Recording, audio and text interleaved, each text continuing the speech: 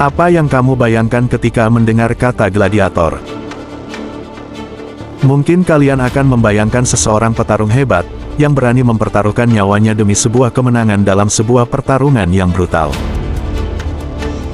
Namun, kehidupan para gladiator di Roma kuno tidak hanya menceritakan kisah tentang kehebatan mereka, tapi juga tersembunyi, kehidupan keras yang harus dijalani oleh para petarung ini.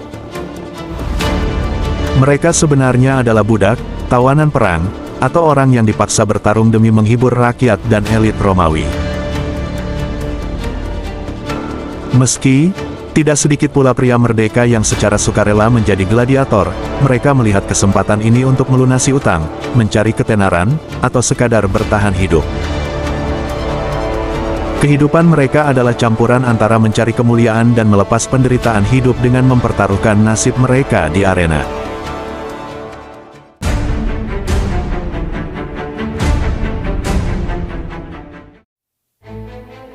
Gladiator adalah para petarung yang berpartisipasi dalam pertunjukan publik di arena Romawi kuno, terutama di Kolosseum di Roma.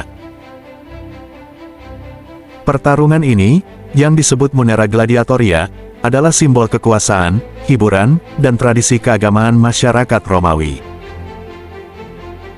Gladiator berasal dari berbagai latar belakang, budak, tawanan perang, atau bahkan orang bebas yang memilih menjadi gladiator demi ketenaran dan kekayaan.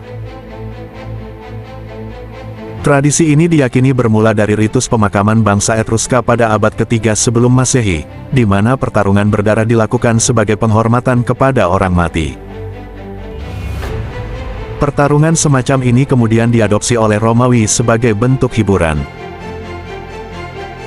Pertunjukan gladiator pertama di Roma tercatat pada tahun 264 sebelum Masehi, ketika 3 pasang petarung bertarung untuk menghormati almarhum seorang bangsawan. Pada masa Republik Romawi, pertarungan gladiator berkembang dari upacara pribadi menjadi hiburan publik. Pertarungan ini sering disponsori oleh politisi untuk mendapatkan dukungan dari rakyat. Ketika Kekaisaran Romawi berkembang, pertunjukan gladiator menjadi bagian dari budaya populer yang diadakan di seluruh wilayah Kekaisaran. Pada masa Kaisar Augustus antara tahun 27 sebelum Masehi sampai 14 Masehi, pertarungan gladiator diatur dengan lebih ketat, termasuk pembatasan jumlah pertarungan dalam setahun. Namun, pada masa Kaisar Flavian sekitar 69 sampai 80 Masehi, Kolosseum dibangun di Roma, menjadi simbol supremasi Romawi atas dunia dan tempat pertunjukan gladiator terbesar. Gladiator dilatih di Ludus, atau sekolah gladiator, di mana mereka dilatih oleh pelatih profesional yang disebut lanistae. Mereka menggunakan berbagai jenis senjata dan perlengkapan sesuai dengan kelas mereka, seperti murmillo, gladiator yang bersenjatakan pedang pendek dan perisai besar. Retiarius, merupakan gladiator yang menggunakan jaring dan trisula, sering bertarung melawan lawan bersenjata berat. Sedangkan Traex, merupakan gladiator yang dilengkapi pedang melengkung kecil dan perisai kecil. Meski sering dianggap rendah dalam masyarakat, gladiator yang berhasil bisa mendapatkan ketenaran dan hadiah besar, bahkan kebebasan jika memenangkan cukup banyak pertempuran. Popularitas pertunjukan gladiator mulai menurun pada abad ketiga Masehi, terutama karena pengaruh agama Kristen yang mengutuk kekerasan ini sebagai tidak bermoral. Pada tahun 325 Masehi, Kaisar Konstantinus melarang pertunjukan gladiator sebagai bagian dari reformasi Kristen.